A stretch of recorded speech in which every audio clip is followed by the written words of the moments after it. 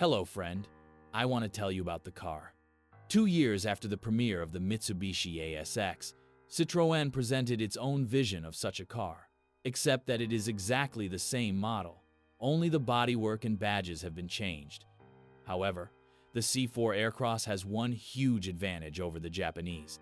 Essentially, the Citroën C4 Aircross is exactly the same car as the Mitsubishi, but from the perspective of potential buyers and the market, it is a completely different car and much more interesting for one reason. That reason is the French-made 1.6 HDI engine.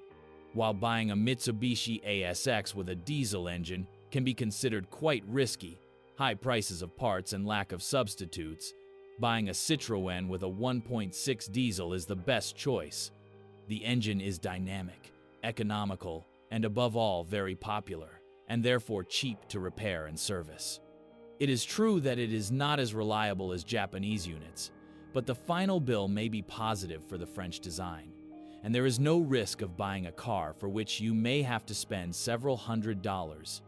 Of course, there is a choice of a Japanese petrol engine and a 150 horsepower diesel engine. Similar to the Mitsubishi ASX, the 4WD drive was only combined with diesels and required an additional fee, so meeting such a version is even rarer than the ASX. In general, the choice of used cars is very modest, but it is good that such an alternative remains. Typical faults: engine controllers, software replacement helps, DPF filters in 1.8 HDI diesel engine. In fact, it is Mitsubishi's DID design. Injection system and turbocharger in 1.6 HDI diesel, mainly the result of neglect or wear. Delicate varnish. Spot corrosion where the paint is chipped. What to look for? Of course, the version with the 1.6 HDI engine, because that is the only objective reason to buy this model.